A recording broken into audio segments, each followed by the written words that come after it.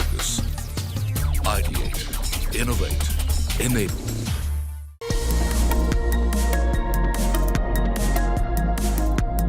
Forbes India and ServiceNow present the COO Collective.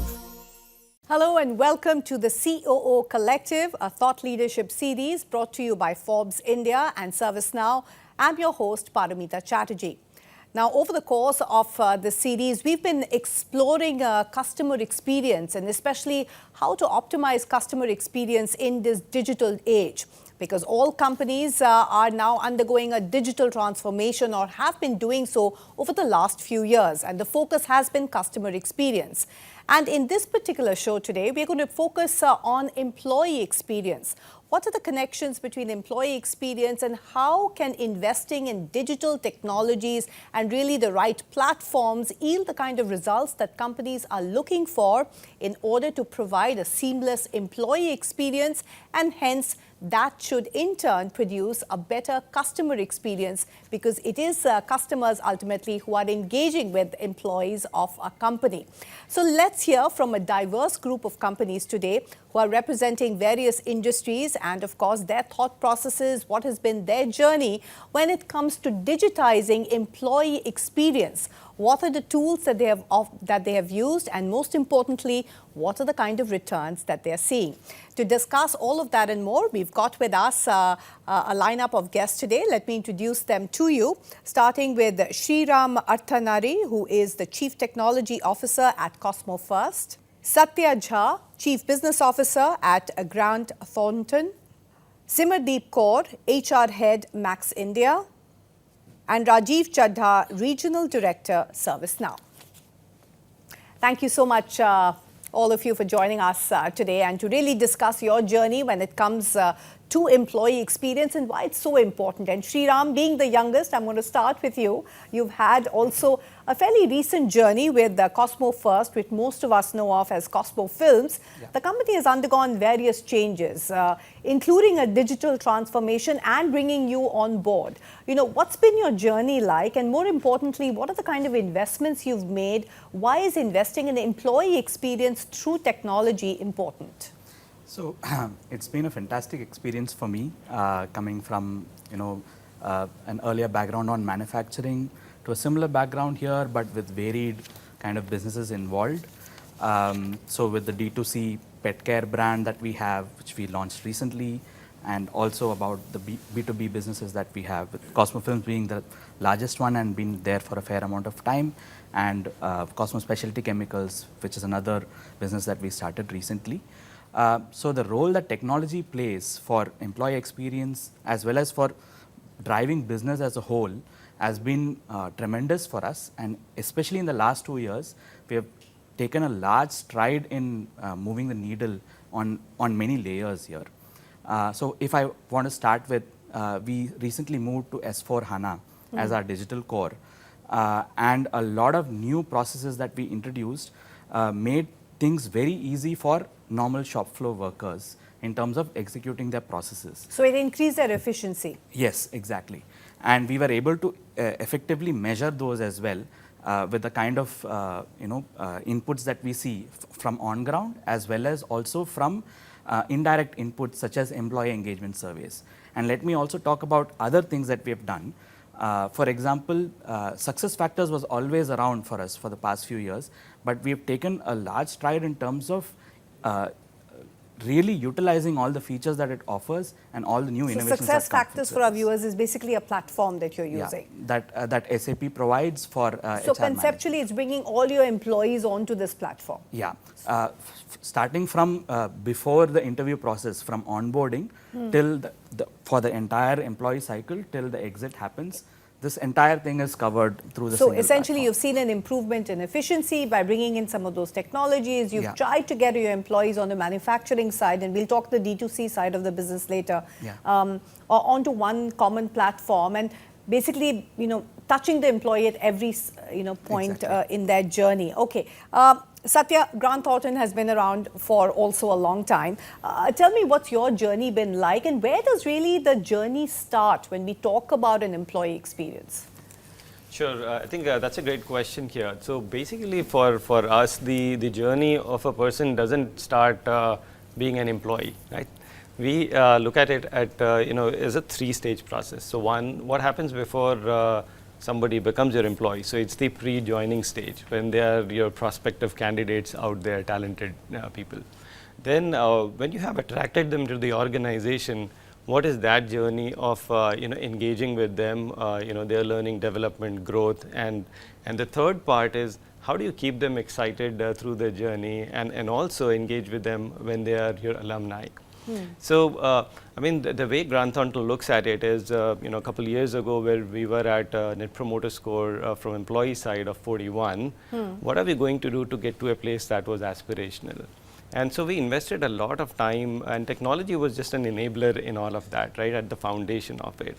So we have invested significantly in freeing up time from our HR business partners, people, so they can engage with our employees in more meaningful ways than just sort of sitting and filling forms. So would it be right to say that you've sort of automated or sort of used technology to take a lot of those basic end processes off the hands of employees, and that leaves them with more quality time or to do more quality work, which is including engagement? Yes, absolutely. I think what's most important for us is our foundational value of care. And care, I don't mean just literally care in that sense, but it's about how do we create platform where people can collaborate with each other.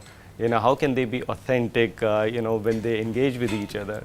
Can we give them more responsibilities, which inspires them to do something more? Right. And then can we help them excel in their expertise areas? So with all of this technology investments that we have done, we have seen that, we've come a long way, and this year we certified as a great place to work as well. But not just that, I think, the time that people have been investing, that has transformed our ENPS, and this year I think we were at 74%. So technology has been a great catalyst in order for you to get to those kind of scores. And Simradeep, we're talking about improving productivity, improving engagement, and really, in effect, also serving the customer better, because a happy employee leads to a happy customer, right? What's been your key priority areas, and what's the challenge that you face? So at Max India, we have a very unique challenge at hand. Our end consumer is a senior, because we are a senior living organization. And my employees, my team members, belong to all kinds of generations. So we have baby boomers, we have Gen X, Gen Y, millennials, Gen Zs, all of it, right?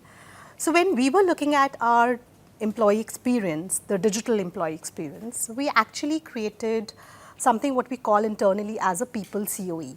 The whole focus of this people COE was to impact the employee experience, as the gentleman said, not when somebody becomes an employee, but starting from when somebody is even interacting with us as a brand.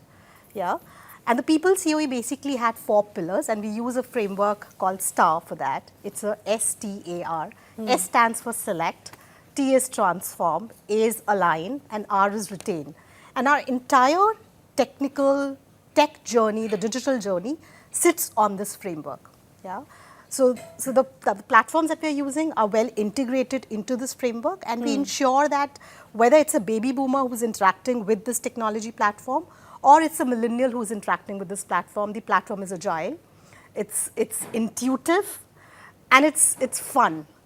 So that's how we've been looking at it. So intuitive, fun, and agile. Usually these are sort of turned into challenges, right? Because especially as companies scale, they find that these solutions that they're using are either outdated or clunky. Have you faced that at all? We did face that almost 5 years back. The earlier platform that we were using, I'll not want to name that here. Right. We felt that we were growing as an organization, our employee needs were growing, our processes, our systems, our org design was changing, but the platform at that stage needed huge investment to make that shift. Our employee feedback scores, engagement scores were in the range of almost 80-81% at that stage, right? Right. Because every team member would have issues on productivity, would have issues on basic hygiene, would have issues on their growth, on their learning. So not getting the right technology can be a big impediment. Absolutely. Especially when it comes to integration. Okay, Absolutely. Rajiv Chadha, since you're representing ServiceNow, Clearly, the companies are investing in technology. They want to improve their employee experience. But what we're also hearing is that as they grow in scale and size, perhaps, agility or which technology to choose, especially in a fast-changing market, is a bit of a challenge. And a lot of companies are sort of floundering a bit, or they choose a piecemeal approach. What would you advise most companies at this stage? Sure, Paramita. Thanks for that question. And I think I'll use the comments used by my the information that my fellow panelists shared about their own technology landscape and how that's delivering employee experiences and what kind of potential challenges that they alluded to. I'm going to use that as the segue. Sriram spoke about an HRMS platform. Satya spoke about an employee experience philosophy that really should lead to the kind of employee experiences that GT Bharat wants to deliver to their organization. And you spoke about a very interesting aspect, Simar, where you have employees who range from baby boomers all the way to Gen X, Y, Z, and their tech requirements, therefore, or how they want to interface with tech is very, very different. So can technology provide a solution to all these diverse aspects? I mean, what should the company prioritize first? Getting its priorities right, or choosing the right platform, or do the both go hand in hand? Sure. So I think to begin with, and you said that right at the start, Paramita, I think for any organization, driving customer experience is the ultimate goal, because ultimately that dovetails into company profitability. I would say leave aside profitability, even the survival. That being the case, and like you connected the dots, customer experience really emanates from a very good employee experience. And usually what we've seen with a lot of enterprises, and your examples actually kind of corroborated that when you have multiple best-in-class applications in your enterprise, this could be an ERP system, an HRMS system, like the example that you were talking about, perhaps a bunch of onboarding tools that you use and so on and so forth. What you have is a landscape of broken, siloed applications. Right. And these don't necessarily translate into a great employee experience. Great. Satya, how would you sort of, take this forward in terms of, in your case, it is one cohesive organization. Would I be correct in saying that? Yes, absolutely. So has removing these silos been easier? And also, how do you address this twin sort of dichotomy of giving employees autonomy while also retaining that trust or security factor to make sure that they're not misusing the technology, for instance, especially when they interact with customers? I mean, a fantastic question, and we can talk about the trust factor for the next 1 hour.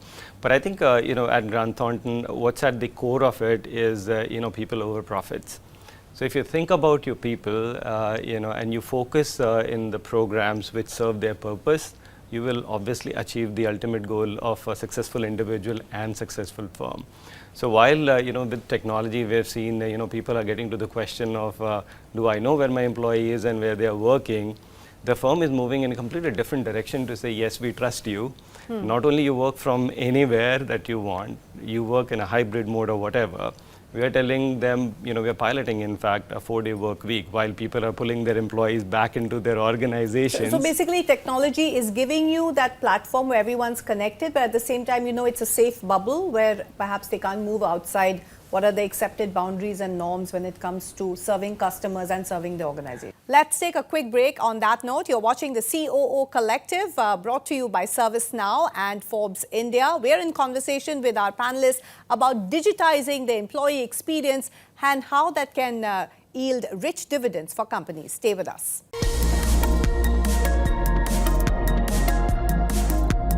Forbes India and ServiceNow present the COO Collective.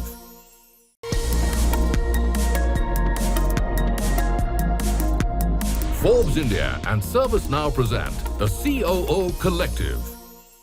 You're watching the COO Collective, and today we are focusing on digitizing the employee experience and tracking the digitization journey of three companies who are joining us today on the show. Just before the break, we were talking about autonomy and trust, and really how can technology help in ensuring that employees are given that kind of autonomy, given that kind of empowerment, while ensuring they don't misuse the systems and also keeping that trust of the company and making sure that they are delivering the right value to the customers. Okay, Satya, you made the point about trust and how you're putting people and before profits. And that brings me to the issue of culture. And Simati, if I can come to you here, because how important is the shift in the cultural mindset when it comes to really implementing these kind of changes? Because as you said, you've got a diverse mix of employees, right? So how did you bring that about, and how important is it to really choose the right kind of platforms to ensure that it caters to this kind of cultural mindset you're enforcing? I think very right question, because for me or for all of us here, I think culture becomes the fulcrum. It's the foundation on which any change management needs to happen, be it on the tech side or be it on the business side, right? And I think for us at Max India, it was the foundation stone. And two pillars that really supported us well when we were bringing this transformation was a huge investment on collaboration, because we have multiple generations of people working with us. It wasn't forced upon them, right? And by collaboration, we actually went through multiple rounds of iteration with all such leaders, all such team members, to ensure that the platform we were bringing in was liked by everybody. They saw value in it, and hence we were able to implement and execute the same. In fact, you brought up an important point, especially in today's day and age, Rajiv, is value. I mean, everyone's asking, am I putting my dollar or that last rupee to the right use? Am I seeing that kind of return on investment? Most companies have been on some sort of digitization journey, including of their employee experience, for the last few years, especially in the last 2 years. I mean, how do you sort of calculate the value or really the return on investment into some of these investments that companies are making? So if you think about technologies being deployed around employee experience, I think the obvious return on investment comes through benefits like, a lower cost of hiring employees, employee retention improving, and therefore you seeing employees being productive for a longer duration, and ultimately, an employee experience platform ensures that you have more productive employees, and that adds to your top line. So I think that broadly is the business case. Each organization can have their own specific numbers and metrics around it, but broadly those are the clear levers or benefits that organizations see by investing in employee experience platforms. Indeed, improving productivity. I mean, Sriram, what are those sort of yardsticks by which you're measuring some of those returns on investment, because you've been making investments quite aggressively? Yeah. So efficiency improvement is obviously one factor which is more business driven, but also in terms of dipstick surveys that we do with employees, what kind of responses do we get, because we take immediate actions based on feedback that we receive from employees, even on certain things like trust factor that you talked about a little earlier, right? If there are certain concerns raised by employees on why are there certain controls being embedded on these kind of platforms, this is a genuine case. Okay, so that's the employee side of the story. Yeah. What about the customer side of the story? What about in terms of your balance sheet, for instance, or rather the accretion to profits? I mean, what's the kind of runway that you've adopted that, listen, we are going to try this out, we're going to see if it's working or not, and seeing whether it's really generating the money that we wanted to generate? Right. So see, when it comes to customer experience, there's a lot of internal employees involved in delivering that customer experience. And there's a lot of non-value added tasks that they have to do if there's no digital platform involved. Answering simple customer queries of where my order is, what happened to this invoice, I've not received a PDF on this, so on and so forth, right?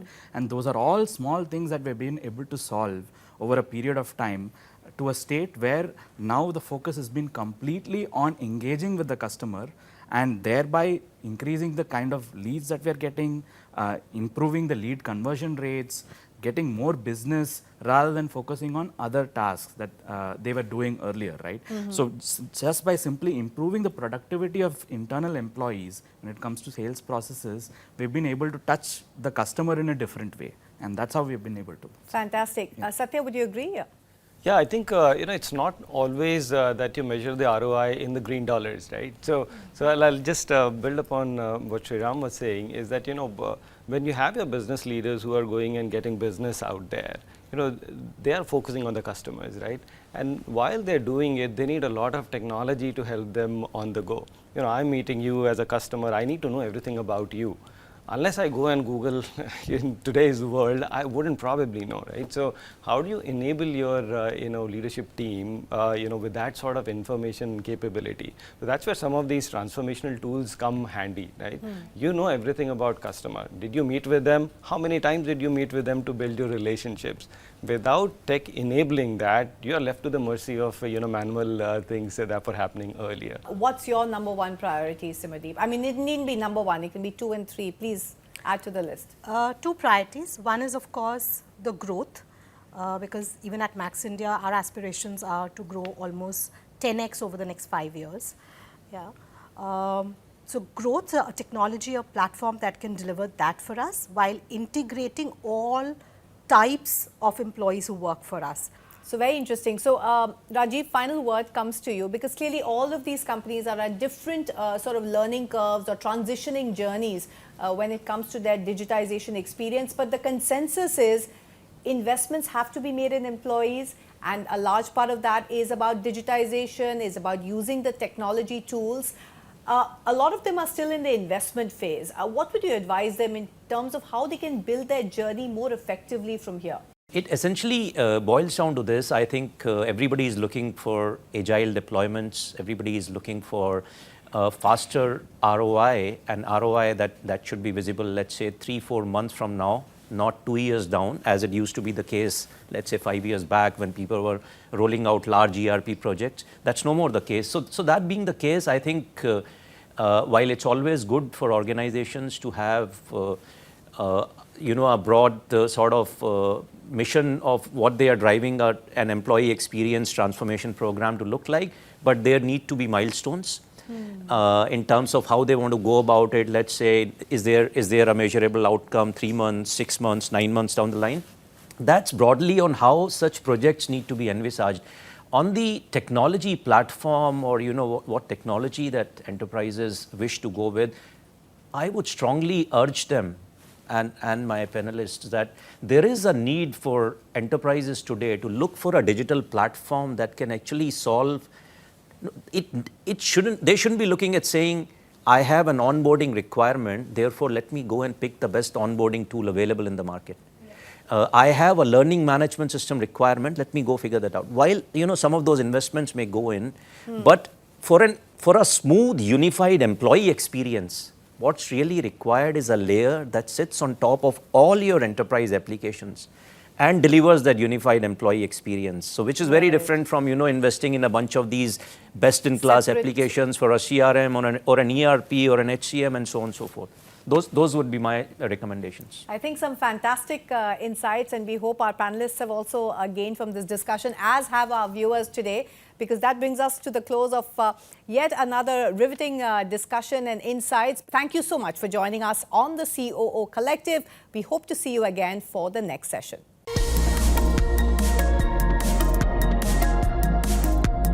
Forbes India and ServiceNow present the COO Collective.